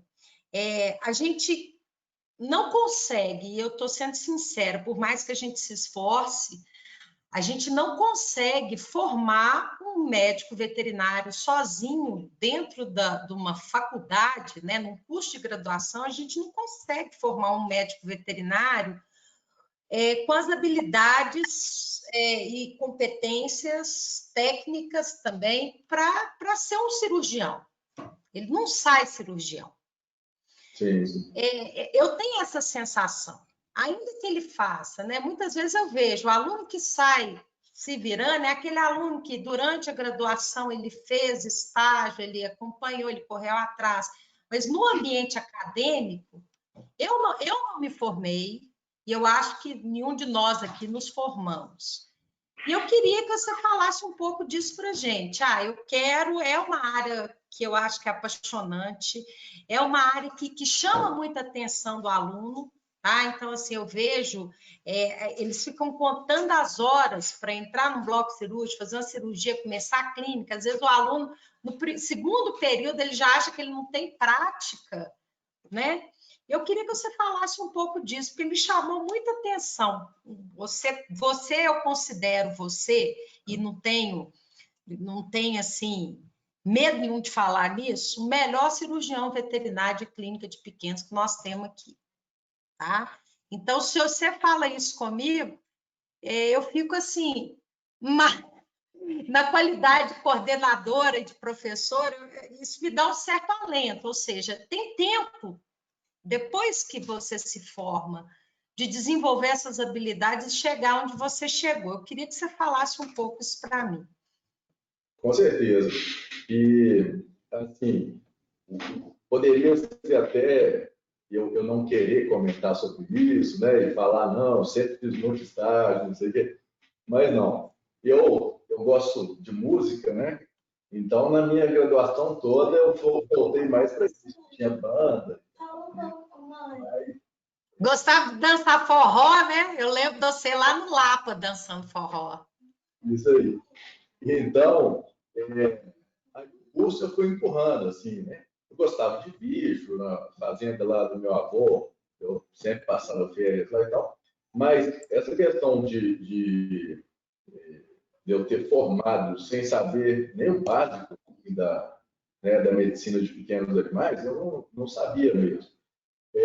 Aí eu até devo muito ao Vitor, lá da Santo Agostinho, que me aceitou como estagiário. E um mês depois, apareceu uma vaga à noite, para plantonista noturno, geralmente assim que a gente começa, né? Aí eu comecei a passar aperto lá. Eu lembro que eu fui fazer uma cesariana, 3 horas da manhã, tinha que ser eu mesmo. E na época a gente anestesiava, a gente operava. Aí eu coloquei o livro do lado, coisa que eu faço até hoje, dependendo do tipo de cirurgia, porque às vezes tem cirurgias extremamente complexas que a gente faz uma vez por ano, né? Então a gente ensaia, coloca o livro. Mas aí eu abri e vi um órgão grande ali, então eu nunca tinha visto uma cesariana. Aí eu falei, isso aqui deve ser o útero, né? Para ser o intestino, está muito grande, então não deve ser. Aí eu vi, e era aquele livro do Bojac, é um livro de desenho só, não tem nem figura, foto, assim, não tem. Então eu fiz essa cirurgia ali. E aí eu me senti, né, ótimo, assim, poderoso, aquela coisa toda. E o plantão era noite sim, noite não. Aí, vamos supor que eu tenho operado na quarta. Na sexta-feira, voltei lá, a mesma cachorrinha acordando da anestesia. Era como usarem algumas partes do corpo para isso. Abriu os pontos todos e ela comeu uma parte do intestino. Aí teve que voltar. Na época, o Silvio, né, lá da Buritice, ele estava no plantão, ele reoperou o animal e tudo. Então, isso ficou marcado assim, com a minha primeira cirurgia. Né? O animal sobreviveu graças não a mim, né, mas a reoperação e tudo. Então, isso é uma coisa que assim, a gente tem que acostumar na produção, né, no tipo de serviço, que só não complica quem não opera. Então, e até hoje eu tenho complicação, lógico que muito menos, mas também eu faço um número de cirurgias muito maior. Mas foi exatamente isso. Aí depois eu vi a necessidade de fazer a residência, né, que é uma coisa que eu considero muito importante. Eu até dividi um apartamento uma vez com um colega colombiano, e que ele fez direto o mestrado e o doutorado em cirurgia. Ele saiu da graduação, foi para o mestrado, depois para o doutorado. E um dia, a gente estava numa festa, ele estava um pouco tonto e tal, ele falou assim, rapaz, eu sou um cirurgião, doutor em cirurgia que não sei operar. Né? Então, na cirurgia tem muito isso, assim, não basta você ter que estudar muita teoria, mas isso que você falou, assim, do desenvolvimento da habilidade e tal, eu considero que praticamente todo mundo consegue se tornar um cirurgião. O que depende é o tempo que ele vai demorar para isso, para ele alcançar esse objetivo. Se ele quiser mesmo, né, tiver a determinação, ele vai. Mas para isso, por exemplo, quando eu comecei a cirurgia vascular, na época do mestrado, que foi com transplante renal, eu ia para a necrópsia e ficava aquela mosquitada lá, e eu dando ponto em jugular, né, carótida. Você tem que passar por isso para chamar de aprendizado, né? Então, essa questão não tem jeito de ser de uma hora para outra mesmo, que eu percebia nos alunos na graduação e vejo nos estagiários que a gente recebe aqui, é que alguns têm o dom para aquilo, né? Então, o cara, ele já tem até um filme muito legal, chama Quase Deuses, né? Não sei se você já assistiu. Daquele, já. Primeira Então, cirurgia de transplante, né, cardíaco, é essa? Dos não, negros? Do negro, que era... A primeira cirurgia cardíaca feita no mundo, e a técnica foi idealizada por um marceneiro, que, na verdade, ele cuidava dos cães de experimentação do médico lá, né? Acabou que quem levou toda a glória foi o médico, mas quem executou mesmo a cirurgia, auxiliado pelo médico, era esse cara, né? Então, ele tinha o dom, ele tinha a habilidade, ele tinha, né, a capacidade manual muito boa. Então, isso faz com que, muito mais rapidamente, ele chegue num ponto de poder operar, né? E operar sem maiores riscos para o paciente. Porque tem até um cirurgião lá da Inglaterra, se não me engano, que ele escreveu um livro que todo cirurgião carrega um cemitério nas costas. Né? Isso é chocante, mas é verdade. Que até adquirir experiência, muitas complicações acontecem e muitas vezes fatais. Ou que não sejam fatais, mas que deixem o paciente com uma lesão irreversível, causada pela própria cirurgia. Mas para isso, a gente tem o respaldo científico, que estão ali as complicações dentro daquela, que fazem parte, são possíveis dentro daquela técnica, né?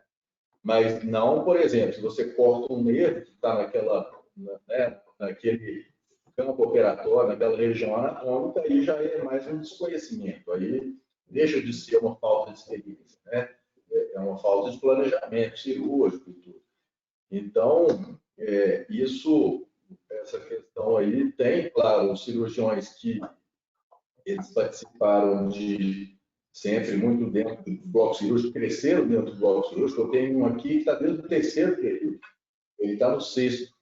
Ele sabe coisa que a maior parte dos veterinários não sabe, assim, porque está lá todo dia. Todas as cirurgias que a gente faz, ele está lá. Então, ele já está um passo à frente. E da mesma forma que eu acho importante a pessoa fazer os estágios assim nas clínicas, se ela tem interesse de fazer uma residência em alguma faculdade, ela fazer um estágio antes de prestar a prova ali. Porque aí ela já conhece o pessoal, né? Já faz um contato e dá oportunidade para aquele possível orientador conhecer o estagiário também. Porque é muito difícil, né? Até que isso que o Cláudio comentou, essa relação interpessoal e o fato de você poder confiar em alguém. Então, você vai aprovar um candidato, você não sabe o tipo de problema que ele tem. Esses dias eu recebi um currículo excelente, e de uma pessoa que fez mestrado numa das melhores faculdades do ponto de vista de cirurgia do Brasil. E eu tenho amizade com a professora de lá, liguei para ela, falei, estou com essa candidata aqui e estou interessado em contratar ela para cá, para ser mais uma cirurgiã. Aí ela falou, senhor Guilherme, eu até preferi te ligar, não ia escrever isso, mas ela é realmente muito boa. Mas, infelizmente, envolvimento com droga, problemas psiquiátricos seríssimos, eu recomendo que você não contrate. Então, tem muito mais coisa envolvida, né? Além só da técnica. Tem a questão da confiança, a questão de conhecer a pessoa. Mas, e só mais uma questão que não está exatamente dentro disso, mas uma frase que eu ouvi outro dia, eu acredito que seja um ditado popular, não sei se tem uma autoria assim, é que dentro dessa parte de especializações, às vezes eu percebo uma tendência em querer enquadrar todo o diagnóstico dentro daquilo que a pessoa sabe, dentro daquilo que ela lida, né? Porque são dois ditados. Um fala que a pessoa leva 3 meses para aprender a fazer uma cirurgia, 3 anos para saber quando indicar essa cirurgia e 30 anos para aprender quando não indicar essa cirurgia. Quando falar assim, não, esse caso não é cirúrgico, poderia até ser resolvido com cirurgia também, mas sem cirurgia o resultado lá na frente é o mesmo. Só com a medicação vai ser melhor para o seu animal, né? E para o paciente também. Então, às vezes, quando eu faço isso hoje em dia, eu não tenho 30 anos, eu ainda estou no caminho, tenho 20 anos de carreira, mas a gratidão do tutor por você ter sido honesto, você podia ter falado, não, vamos operar então, uma fratura incompleta, aí você vai com uma imobilização, resolve da mesma forma, né? A gratidão dele é tão grande que às vezes eu percebo uma inquietude do tutor procurando alguma outra coisa. Não, então vamos limpar o tártaro, vamos fazer uma limpeza aí na boca dele, já que não vai ser necessário assim. E a pessoa agradece por você ter sido sincero, né? Então, esse é uma das coisas. Aprender quando não é tudo que você vai operar. No início, a gente quer operar tudo, porque nós nunca fizemos, nós estamos querendo ganhar experiência, querendo praticar. E a outra é o seguinte, para quem só tem martelo, todo problema é prego. Então, se você trabalha dentro de uma especialidade, tudo você acha que, não, você quer arrumar um jeito de que seja cirúrgico, ou então de que seja um problema endócrino, ou de que seja cardiovascular. E esses são, acho que, cuidados assim, que eu acho que a gente tem que ter quando a gente trabalha dentro de uma especialidade, né? Guilherme, só um comentário na sua fala. Eu tenho um filho que fez tratamento para crescimento. E o médico que conduziu, já está encerrando agora, ele está com 19 anos, foi um dos melhores médicos que eu conheci na minha vida. Assim, eu tenho um nível de confiança absurdo nele. E nós fomos um dos últimos pacientes, porque, inclusive, ele se aposentou durante a trajetória do tratamento do meu filho. O que mais me chamava a atenção nele? Ele é o médico dessa especialidade em Belo Horizonte que menos receita o hormônio de crescimento. Exatamente por isso. Assim, ele é o cara que já aprendeu, depois da experiência, quando não recomendar o hormônio. Isso virou um processo muito prostituído, porque o hormônio é caro, né? Então, os médicos são muito influenciados pelos laboratórios e tal. E ele falava isso, falava, Clóvis, eu só receito hormônio, porque o hormônio de crescimento é um negócio que fica 3, 4 anos tomando injeções diárias, né? Então, é um processo doloroso, né? Não é nem doloroso porque não é dor, mas é cansativo, né? Ele falou, Clóvis, eu só receito quando tem muita convicção científica de que o tratamento vai fazer sentido. E como tem o estirão da puberdade, é muito comum indicar, o menino tem a puberdade, cresce, o hormônio funcionou. Então, assim, o que é a grande qualidade dele para mim? Ele era o médico de Belo Horizonte que menos receita hormônio. Ele fala, quando eu receito, o SUS aprova. Porque sabe que se eu receitei, porque não tem erro. Então, me chamou a atenção na sua fala do bom cirurgião, é aquele que não opera tudo, né? Eu achei muito legal. Exatamente. Ô Clóvis, eu queria fazer uma pergunta para você, considerando que até interessante aqui, vai inclusive a pergunta que foi feita tem uma, deixa eu ver, acho que é a Tayane. Acho que é a Tayane. Boa tarde, cheguei depois e gostaria de saber se já foi falado sobre o currículo que atenda o mercado de trabalho. Na verdade, a fala inicial do Clóvis, né, na hora que ele colocou os pontos importantes, ele falou sim. Agora, a minha pergunta você que trabalha na área de consultoria e que ainda é gestor de uma empresa de educação, de pós-graduação, né? De formação continuada. O que você acha que a gente... Se você tivesse que falar assim, Carol, eu queria dar um conselho para você, que é coordenadora de curso, o que você acha que a gente teria que começar a prestar atenção e a desenvolver nos nossos alunos para que eles... Você está me escutando? Está me escutando? Você ficou mudo. Eu fiquei 10 segundos sem te ouvir. Fiquei 10 segundos. O que você acha, se você tivesse que chegar para mim e Carol, falar, Carol, oi. 10 segundos sem te ouvir. Eu não sei se você atrapalhou, mas acho que não. Acho que eu te entendi. Você entendeu? O que você acha que eu posso começar a fazer agora? Nós, professores, gestores de educação, podemos começar a fazer agora no ensino superior para que a gente comece já a entrar naquilo que você falou, a desenvolver, a abrir a cabeça para aqueles 4 pilares importantes da formação hoje de um profissional da área de ciências agrárias. Legal. A pergunta é super difícil, porque é difícil discutir a questão do currículo, né? Mas eu queria dizer o seguinte: primeiro, se eu fosse no currículo, eu gostaria muito de que em um determinado momento a pessoa fizesse escolhas. Porque eu vejo, quando eu fui estudante, que isso era um grande desafio, né? Eu dei aula de bovinocultura de leite para o 10º período de agronomia da UFLA. Eu dava aula no auditório com 3 turmas reunidas, no 10º período de agronomia, falando de gado de leite. Tinha 90% da turma que não queria jamais chegar perto de uma vaca, né?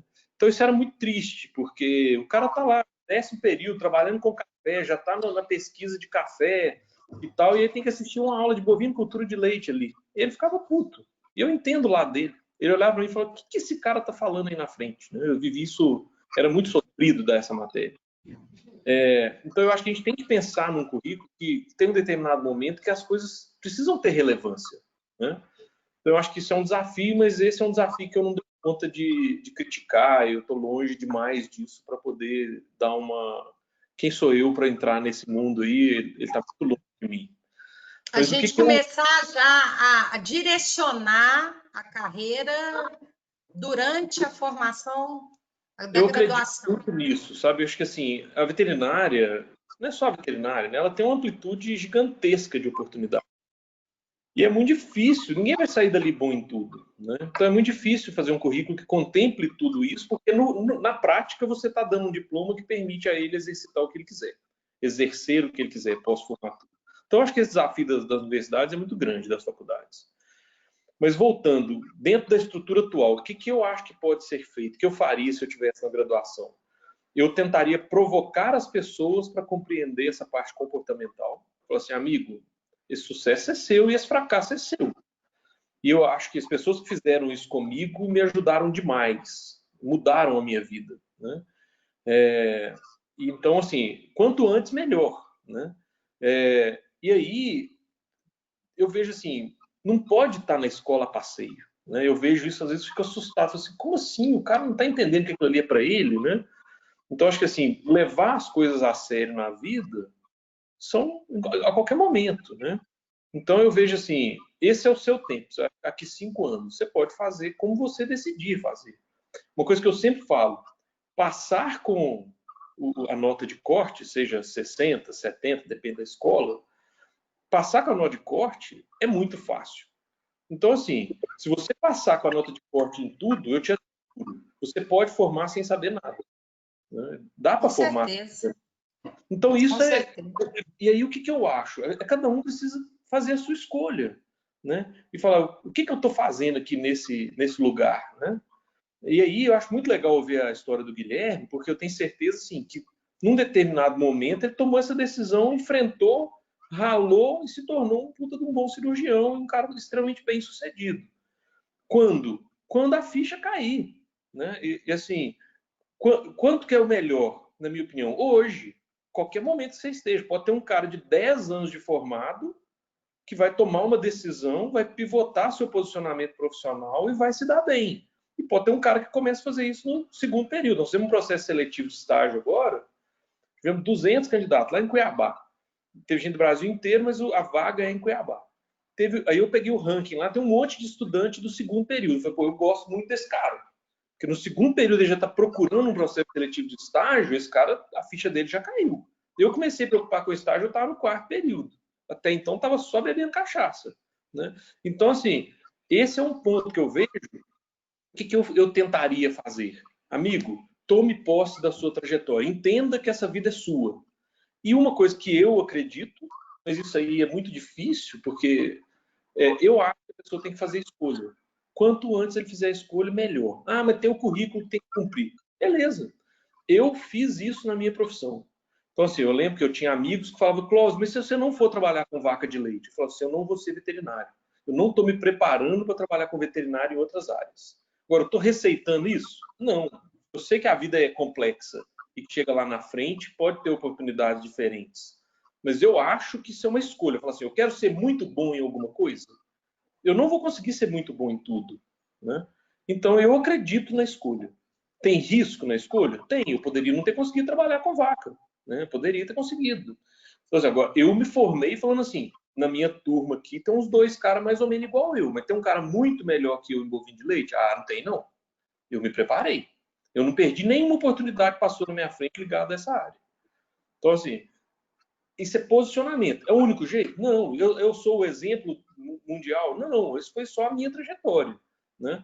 Agora, eu acho que as escolhas são importantes. Agora, o mais importante, se eu atuasse na graduação, eu ia tentar trazer as pessoas para uma discussão comportamental, que eu acho que isso aí faz toda a diferença. E aí tem uma coisa que eu queria usar da sua fala, que você falou assim, tem uns carinhos que você chega e bate o olho e fala, putz, esse cara aqui veio com as forminhas, né? Esse cara, mas gestão de pessoas é uma ciência. O que é legal de ser uma ciência? Pode ser aprendido. Porque se fosse o dom, nasceu bom, nasceu ruim, ia ser muito injusto, né? Putz, esse aqui é o ruim, esse aqui é o bom, esse aqui está fadado ao fracasso, esse aqui é o sucesso. Era muito injusto. Então, existem competências que podem ser desenvolvidas. Com certeza. Se eu posso desenvolver, a escolha é minha. Eu acredito muito nisso. Sucesso ou fracasso é uma escolha. É uma escolha. Ah, e é uma escolha de 10 dias? Não, não é uma escolha de 10 dias, é uma escolha de anos. Tem um livro que eu adoro, quem quiser ler, eu super recomendo, se chama Garra. Garra, escrito por uma psicóloga americana. O que essa mulher provou lá na tese dela? Que a diferença do sucesso para o fracasso está na garra. O que é garra? A capacidade de perseverar na busca de um objetivo. Mas não é perseverar 10 dias, perseverar 10 anos. Porque eu falo assim, é muito fácil ficar animado amanhã e querer, eu quero ser um bom veterinário amanhã, acordar amanhã feliz falando que eu vou. Mas perseverar 10 anos não é para qualquer um. E quando o cara persevera 10 anos com uma busca linear, ele chega lá. Então eu trabalharia muito isso, essa coisa de falar assim, quem você quer ser? Isso é uma escolha, né? Eu tenho certeza que o Guilherme operou centenas de vezes para ele se tornar o cirurgião que ele é. Tenho certeza que o Bruno perseverou centenas de vezes na busca para ele ser a referência que ele é para a cadeia hoje, para a profissão hoje. A Carol teve que dar centenas de aulas para ela se tornar a professora que ela se tornou. É assim. Não existe essa coisa do sucesso cair no colo por dom. Até pode existir para alguns, mas aí é questão de sorte. Será que é só isso que vai premiar a vida, né? Então, desculpa o tamanho da resposta, mas o que eu fortemente acredito? Que eu trabalharia a parte comportamental, que é falar assim, chamaria eles para responsabilidade pela própria vida. E eu acho que principalmente entender que a formação profissional é um processo, né? Igual você falou, você não forma no dia seguinte, você está trabalhando como cirurgião-chefe, né, de um hospital. E o que eu vejo, e isso é muito importante, eu acho que o caminho, ele, por mais que a gente se projete, se prepare e tal, esse caminho, ele é difícil para todo mundo, né? Ele não começa, você não começa andando na estrada dos tijolos amarelos da Dorothy, não. Eu lembro quando eu comecei a dar aula... Esse é um problema, na minha opinião, dos jovens. Eles estão achando que vão se tornar presidente da República na semana que vem. Então, assim, esse é um problema. Eu vejo isso nas trajetórias que a gente gerencia nas carreiras, que um dos trabalhos que a gente tem feito é falar assim, amigo, calma, uma gestação dura 9 meses. Né? Você não vai fazer a gestação em 60 dias, não. Dura 9 meses. Não, Então, e assim... Né? E eu, quando eu comecei, só contar rapidinho essa história, eu comecei a dar aula em Três Corações, logo que eu passei para o doutorado. E aí, a primeira escolha que eu tive que fazer na minha vida, eu tinha passado no doutorado e conseguido uma bolsa para o doutorado. E consegui esse emprego em Três Corações. Então, eu tinha que escolher entre a bolsa e o emprego, né? A bolsa seria muito mais fácil para mim. O que eu escolhi? Escolhi o emprego. Falei, abri mão da minha bolsa de doutorado para trabalhar. Eu viajava de ônibus, 4 horas dentro daquele Gardenia. Nossa, não posso nem sentir o cheiro do Gardenia. Chegava lá, gente, eu chegava 2 horas da manhã e eu ficava no alojamento da faculdade.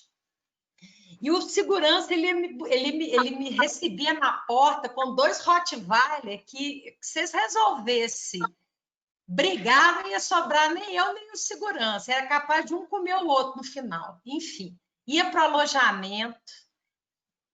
Chegava 3 horas da manhã no alojamento, eu tinha que rezar para ter uma cama para eu dormir. Arrumava minha cama, 7 horas da manhã eu já estava em sala de aula. Eu dava aula, o que eu ganhava não pagava o custo que eu tinha. Eu fiquei assim 2 anos. Mas foi o que abriu... As portas se abriram para mim. Assim, foi muito difícil, foi.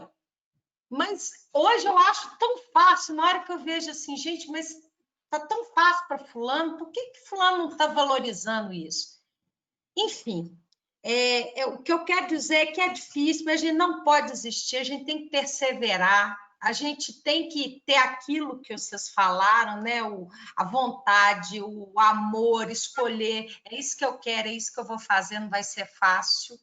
Se eu não for trabalhar com vaca, eu não vou ser veterinária, isso é um propósito que eu tenho, foi o que eu sei, né? A escolha do Clóvis.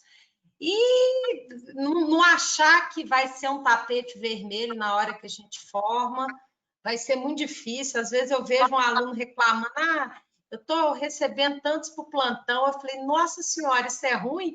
Na minha época, a gente pagava para fazer estágio quase, de tão difícil assim, que era você ter um profissional querendo te ajudar, né? Eu lembro que a gente saía no tapa para conseguir vaga de estágio no hospital da UFMG, tanto que era difícil isso. Então, gente, acho que... Bruno, você voltou?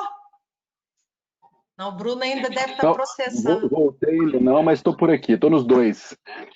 Deixa eu só aproveitar, completar aqui rapidinho, o negócio que o Clóvis falou, que daqui a pouco eu vou ter que, vamos chamar ele de novo. Eu acho também que nós já estamos terminando, ó. Já estamos nos finalmente. Só rapidinho, assim. Um negócio muito importante, gente, que quando a gente cai no mercado e a gente fica pensando muito naquele pensamento de faculdade, tudo bom, se eu fizer aqui 60% tá bom, 70% tá bom, mas quem está contratando nosso serviço sempre quer 100% para cima. Então, a gente, a partir do momento que alguma área, cirurgia, imagem, bovino de leite, coordenação, a gente tem que entregar de 100% para cima. Esse pensamento que tem que ter. Quem entregar 70%, 60% vai ser medíocre. E medíocre ganha pouco, medíocre não é valorizado. Quem entregar 100%, 110%, 120%, vai ter lugar no mercado. Pode ser o mercado mais concorrido que for, mas vai ter lugar no mercado. Esse é um ponto importante que vocês têm que ter na cabeça. Assim. Vocês, alunos, têm que pensar, olha, como é que eu vou fazer para me destacar? Eu posso falar, tem que ser o melhor. Pô, eu vou entregar 100%, 150%. Você vai no supermercado, se você não recebe 100%, você fica insatisfeito. A satisfação é isso. É você ter suas perspectivas, suas expectativas cumpridas, né? ou estar satisfeito com o que você quis. Quanto mais você recebe, mais satisfeito você fica e na verdade, o profissional, aquela pessoa que vai contratar seu serviço, vai te indicar cada vez mais, você vai ser muito mais bem reconhecido. Esse é um ponto-chave também. O quanto a gente vai entregar. Não adianta ter preguiça. Se não tem preguiça, é melhor não fazer. Tem que entregar de 100% para cima. A primeira pergunta que você tem que responder é o seguinte: se eu fosse meu patrão, eu me contrataria? Assim, eu me contrataria? Eu acho que isso já é um passo grande para a gente... Porque a gente conhece, nós conhecemos as nossas fragilidades, né, gente? Se a gente parar para pensar, todo mundo sabe onde tem que melhorar e o que tem que melhorar. E eu acho que é isso, é partir daí e tentar, como diz o Clóvis, desenvolver isso quando? Hoje, na hora que a ficha caiu. E é isso.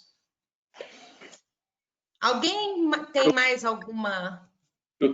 Queria deixar uma mensagem final, assim, Carol, nós estamos no limite aqui, né? Queria agradecer, queria que deixassem essa mensagem, pense e tome as rédeas, eu acho que é o ponto. E queria lembrar um último ponto que me veio à cabeça aqui. Eu acho que o futuro, o mercado de trabalho do futuro vai comprar competências. Então, assim, faça o folder de si mesmo, fala assim, você é um produto, você vai precisar vender isso daqui a pouco. Quais são as competências que você vai colocar no seu folder? Né? O que você vai... Na hora que alguém for te contratar, o que tem para comprar esse negócio aí? Né? E acho que esse é um ponto. Eu acho que assim, eu acredito muito que o mercado de trabalho ele vai misturar um pouco o que o cara tem na graduação. Entendeu? A pessoa vai querer comprar lá na ponta qual que é a competência que aquele profissional está pegando. Só um exemplo do mundo feminino, né? A minha esposa é veterinária, hoje ela dirige uma empresa do ramo de paisagismo e ela vai toda semana, 2 vezes por semana para a fábrica e ela é a líder da turma da fábrica. Então, assim, e é isso aí. Por quê? Ela encontrou seu espaço, a gente empreendeu, ela dirige uma empresa e ela vai lá lidar com a turma da fábrica toda semana e ela que comanda a fábrica. E assim, ela é a única mulher, não tem uma funcionária. Né? Então, assim, são 32 funcionários, tendo 31 homens. E ela vai lá toda semana e ela que lidera o processo. Por quê? Porque esse foi o caminho que ela escolheu. E assim, era veterinária na formação original. Então, o que eu vejo é assim, quais são as competências? Eu só fiz esse parênteses para falar da mulher, né? Assim, é mãe, tem 3 filhos e está se realizando profissionalmente, viajando toda semana e dando conta do recado. Né? Então, eu vejo assim, voltando na questão da profissão, quais são as competências que você vai entregar para o mercado quando ele for comprar você? Né? Quando ele for comprar o produto Você S.A. Né? Eu acho que isso é muito importante. Por quê? Porque se você entregar alguma coisa vazia, você pode até conseguir vender, mas não. Então, assim, o que mantém alguém e que faz alguém crescer é a entrega de resultado. Então é preciso saber gerar resultado. Quanto antes você começar a aprender, mais chance você tem, né? Então eu queria deixar essa mensagem. E última coisa, fazer o meu comercial, né? Nós temos um produto que chama Profissional do Futuro, que tem por objetivo conversar com os estudantes de graduação sobre carreira. A gente está transformando agora, nos próximos dias a gente vai lançar esse produto numa assinatura. Então a pessoa vai pagar R$1 por dia, provavelmente o preço vai ser esse, para ele estar dentro de uma comunidade que vai nutrir ele nessa discussão da carreira, né? Quais são passos que eu posso dar hoje para ter sucesso lá na frente, né? A gente está pensando ainda... Passa isso para mim, para eu poder divulgar. Não está pronto não, muito mas... legal. Eu conheço. Esse trabalho de vocês é muito bacana. Mais de 300 pessoas isso, né? nesse negócio, e agora estamos transformando uma assinatura. Bacana, ótimo. Valeu. Guilherme? Pois é, eu queria deixar uma mensagem final também, né? Antes de tudo, te agradecer pelo convite. Foi uma conversa muito agradável aí com você, com o Bruno, com o Clóvis. E a gente sempre ganha com isso, né? Os alunos, com certeza, mas nós também, é sempre bom esse tipo de conversa.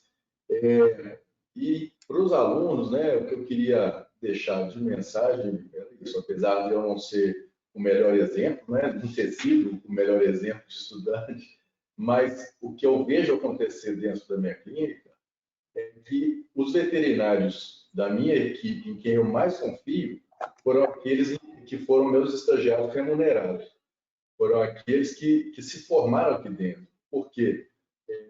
Tem muitos que às vezes já têm anos de formado, mas que têm anos fazendo erros viciados, assim, né? E não basta a pessoa falar assim, não, eu uso esse remédio desta forma porque eu vi fulano fazer. Isso não significa que esteja certo, né? Então a gente tem que sempre utilizar bases científicas, fontes confiáveis, né? Para os procedimentos que a gente vai fazer e tal. Mas essa questão não isso é a pura verdade. Os veterinários que eu tenho hoje em dia, inclusive o coordenador de todos os veterinários, ele fez estagiário, ele fez estágio, foi estagiário remunerado aqui. E ele tem, né, poucos anos de formado, eu confio 100% nele, até para fazer uma cirurgia que eu não possa fazer, né? Então, eu acho que a questão do estágio é fundamental. Agora, nós não estamos recebendo estagiários, né, assim, de conclusão do curso e tal, pela questão óbvia da pandemia, mas quando tudo isso melhorar, também eu coloco à disposição aqui a clínica, né, para o pessoal que tiver, mas que gostar mesmo, não ficar prostrado num canto, mexendo no WhatsApp. Então, mas o pessoal que tiver vontade, né, que gostar, a gente coloca aí a clínica à disposição para o pessoal fazer estágio. Isso aí. Bruno?